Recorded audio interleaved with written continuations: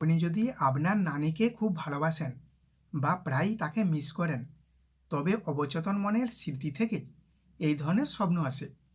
নানির জন্য আপনার মনে জমে থাকা আবেগ বা একাকিত্ব অনেক সময় স্বপ্নের রূপ নেয়। স্বপ্নশাস্ত্র অনুযায়ী মৃত প্রিয়জন স্বপ্নে এসে অনেক সময় গুরুত্বপূর্ণ বার্তা বা দিক নির্দেশনা দেবার চেষ্টা করেন।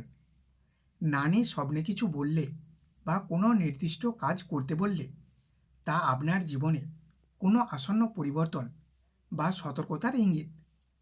ইসলামিক ও আধ্যাত্মিক ব্যাখ্যা অনুযায়ী মৃত ব্যক্তিরা স্বপ্নে এসে তাদের জন্য জীবিতদের কাছে দোয়া, ক্ষমা প্রার্থনা বা সদকা অর্থাৎ দান আশা করতে পারেন। এটি আপনার জন্য একটি আধ্যাত্মিক তাগিদ হতে পারে, যেন আপনি তার আত্মার শান্তির জন্য দান খয়রাত বা ইবাদত করেন। স্বপ্ন বিশ্লেষণে নানির শারীরিক ও মানসিক অবস্থার গুরুত্ব রয়েছে। নানিকে যদি স্বপ্নে খুব হাসিখুশি ও শান্তিতে দেখা যায়, তবে এটি তার পরকালীন জীবনের শান্তির প্রতীক।